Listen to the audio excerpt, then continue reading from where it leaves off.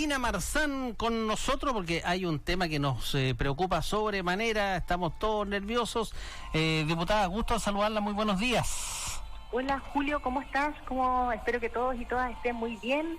Un gusto y tremenda presentación que usted me hace siempre, se agradece porque es muy cariñoso, así que creo que hoy día nos falta mucho acercarnos, estar en contacto más afectivo, ¿no es cierto? Está la comunidad pasando momentos muy duros, de mucha incertidumbre, y cuando hay muestras de afecto, pucha, que se agradecen, porque también va tan de la mano de respeto, así que es mutuo, y saludarlos a todos y a todas de esta manera. Gracias, diputada. Yo le cuento algo a propósito de una conferencia. Yo a mucha gente le digo, mucha que te quiero, y me miran raro así.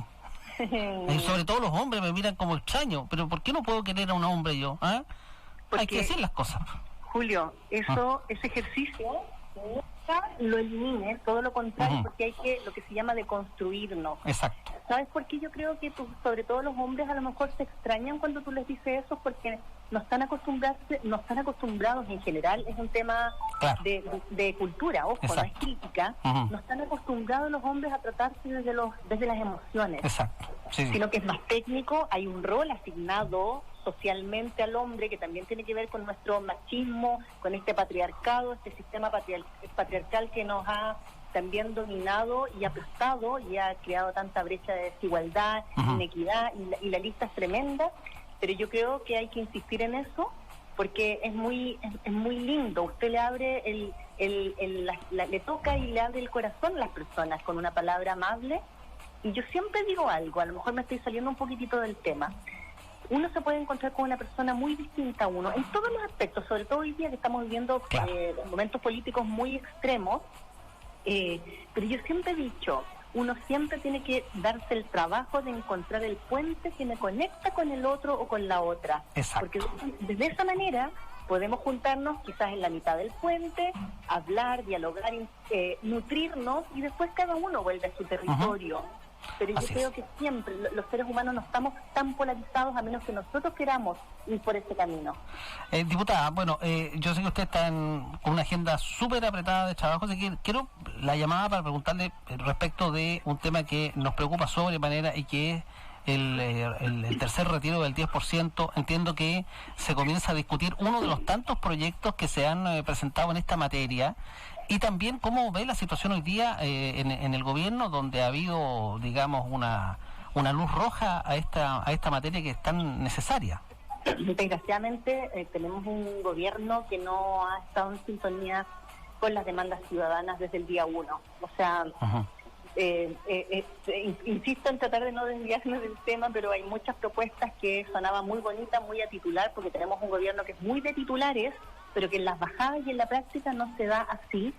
Ahora, obviamente, esta luz roja fue también con el primer retiro, fue también con el segundo retiro, y ahora también eso se iba a dar, y por eso mismo nosotros como bancada quisimos presentar un proyecto que quizás fuera en la vía de tomar todo lo que anteriormente el Tribunal Constitucional declaró inadmisible, o valga la redundancia, inconstitucional, del segundo retiro, cuando el presidente de la República hizo el requerimiento a esta entidad, ¿ya? Y que tenía que ver, por ejemplo, con el famoso artículo transitorio, voy a explicarlo en palabras muy simples, que decía que en estado de catástrofe y por un periodo de 360 días, las personas podían hacer retiro de sus fondos de pensión, un 10%, y bueno, y todo lo que más o menos conocemos. Entonces, ¿qué decía el Tribunal Constitucional? Que nosotros no podíamos ingresar un artículo transitorio en una reforma constitucional. Entonces, ¿qué es lo que hicimos nosotros? Ingresamos un artículo, pero de manera permanente. Es decir, no necesitamos un estado de excepción constitucional o de catástrofe para que una persona en un momento particular de su vida tenga una necesidad económica y decida retirar por una única vez su 10%, y es permanente porque esto no va a tener un tiempo limitado de 360 días, sino que puede ser en cualquier momento de su vida. Eso es como principalmente. Y lo otro importante, Julio, es que este proyecto que nosotros ingresamos también convoca a quienes en algún momento optaron por rentas vitalicias, que me han preguntado mucho. Incorpora a quienes tienen sus dineros en fondos de AFP, y también a quienes tienen sus dineros en rentas vitalicias. Pero ahí no se decía, la gente que tiene rentas vitalicias endosó este dinero, se lo entregó a la aseguradora, entonces ahora no se lo pueden, no pueden hacer uso del mismo. ¿Cómo se corrige eso, diputada? Bueno, esa es toda la bajada que se tiene que dar una vez que se apruebe, pero la diferencia de esta modalidad de las rentas vitalicias, y también se dijo al comienzo en un proyecto que habíamos presentado de manera independiente, es que esto era como una, comillas, suerte de préstamo. Es decir, yo siempre insisto, por favor, por si hay alguien o algún economista que me quiera destrozar, yo siempre trato de acercar las palabras a quien lo necesita tener claro. Por ejemplo, si una persona de rentas vitalicias, pues pongo cualquier número, recibe 400.000 pesos mensuales, por poner cualquier cifra, ojo. ¿Ya? Y, disculpe, y decide hacer retiro de su 10%, obviamente va a bajar después un poco esos 400.000 pesos mensuales por este retiro del 10%, ¿ya? Por eso se dice que es como una especie de préstamo. Va a bajar, no sé, empezará a recibir 350, 380. Y ese 10% que retira se le lo va a comillas devolver a lo largo del tiempo y según la tabla de mortalidad que tenemos según nuestra legislación, que son 110 años. O sea, la idea es que lo devuelva en cómodas cuotas, comodísimas cuotas, para que no se vea el contrapunto y, por supuesto, sin los intereses correspondientes ni nada de ello. Entonces, esa es la modalidad y bajo la cual no podrían decir, pero ¿cómo? Si esto ellos nos entregaron, esto es un seguro, en fin, un acuerdo. Bueno, esas son todas las posibilidades que se han buscado para que se entienda que esta plata se va a devolver, en este caso, pero de esta manera y según la tabla de mortalidad que bueno, 110 años, no sé, las estadísticas hablan de... es una contraposición, pero que en este punto, comillas, podría estar favoreciendo a quienes tienen rentas en esta modalidad. Diputada, y respecto del retiro del 10%, porque el gobierno ha dicho, bueno, esto va a perjudicar, y por cierto va a ser así, el tema de las pensiones, ¿no podría existir alguna fórmula para que quienes hayan retirado estos dineros sean compensados, no sé, con algún bono de reconocimiento al momento de jubilar, o con alguna fórmula que el Estado finalmente devuelva estos dineros que en pandemia, con las características que hoy día tenemos, también es una responsabilidad claramente del Estado de no haberse hecho cargo? Entonces, finalmente, que el Estado devuelva esto, ¿cómo se podría resolver eso?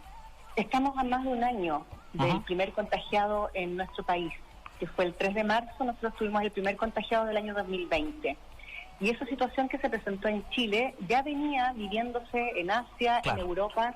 Claramente, todo lo que nos pasó a nosotros era como vivir una película futurista, la visión que se estaba viendo, porque eso sí o sí sabíamos que iba a llegar a nuestro país, porque era claramente, después se desató y fue denominado una pandemia. Entonces yo creo que ya, no es que sea fatalista mi mirada, Julio, es realista.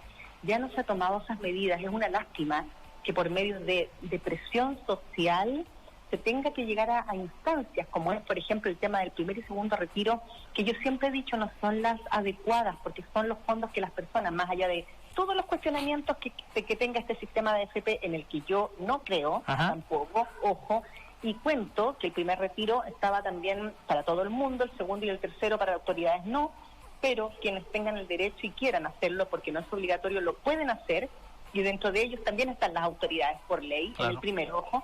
Pero volviendo a lo anterior, es un tema de que la gente está tan desesperada, está tan angustiada, ha habido vueltas a fases 2, cuarentena y quillota. Olvídese. Entonces es dramática la situación. Hay un nivel de informalidad en tantos trabajos que si las personas no van a vender sus productos, a laborar de manera informal o como lo quieran hacer o necesitan o lo hacen siempre, no llevan el sustento a su casa. Es una realidad dramática que se ve en el territorio.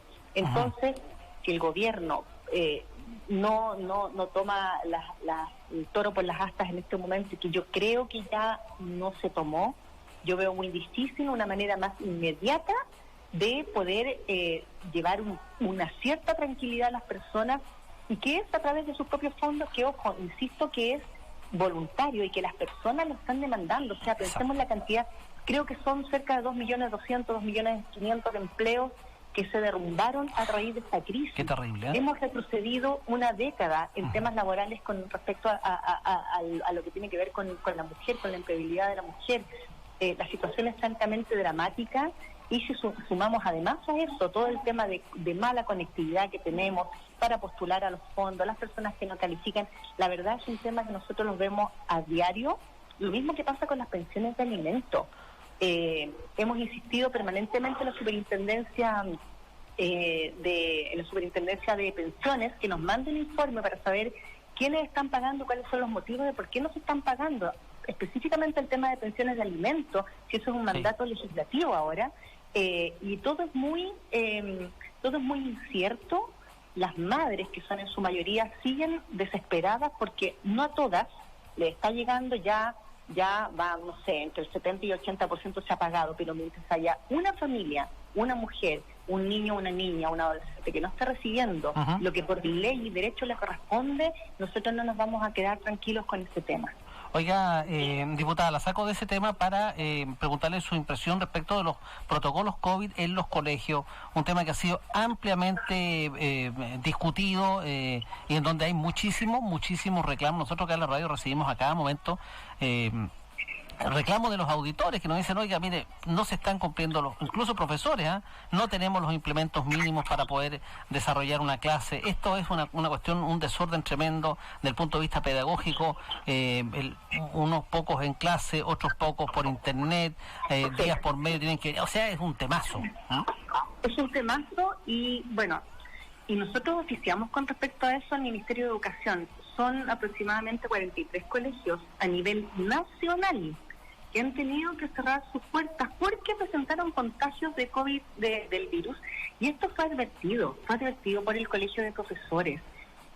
Fueron también bastante mal calificados los profesores, tratándolos en su momento como de que no querían trabajar. Y esto, por otro lado, se ve como la contraposición del Ministerio de Salud, que está diciendo que las cifras de contagios son altas y estamos en una situación que es francamente preocupante. Entonces, a nosotros nos llegaron reclamos de apoderados, apoderadas, y con esto además, Julio, queda más al descubierto toda la brecha socioeconómica que existe en nuestro país, porque, por otro lado, se quiere mandar a los niños, que es el tema, que hagan clases online desde sus casas, pero no todos tienen acceso a conexión a internet. Claro, hemos visto que niños tienen que subir al techo de su casa. Mi distrito tiene zonas rurales que tienen una pésima señal, o no la tienen simplemente. Entonces ahí es donde tú además marcas la brecha económica y social que existe en nuestro país. Hay colegios que incluso han querido, esto todo reclamo que nos han levantado apoderados y apoderadas, que querían mandarle las clases grabadas.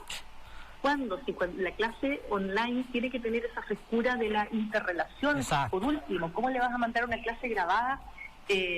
Los reclamos han sido muchos y muy insistentes, y por eso mismo nosotros recordemos también que el Colegio Médico recomendó que en fase 2 los colegios se cierren. Entonces, simplemente hay muchos establecimientos que no han entregado los protocolos para dar certeza a las familias de que sus niños, niñas y adolescentes van a estar protegidos como corresponde y recibiendo la educación que por derecho y dignidad tienen que recibir. Muchas gracias, diputada. Ha sido un gusto. La dejamos en libertad de acción porque tiene ahí algunas comisiones, algunos trabajos parlamentarios que desarrollar. Muchas gracias, Julio, y siempre molestándote. No, un placer. Alguna persona te llama, alguna organización, y quieren que vayamos a terreno, yo con gusto, si tú le puedes transmitir nuestros datos, nuestros contactos, perfecto. Y con gusto, con todas las medidas sanitarias, por supuesto, vamos a terreno, escuchamos y nos conectamos, porque eso para mí es fundamental. Un abracito. Gracias. Que esté muy bien. Chao, chao. Gracias. La diputada Carolina Marzal conversando con nosotros.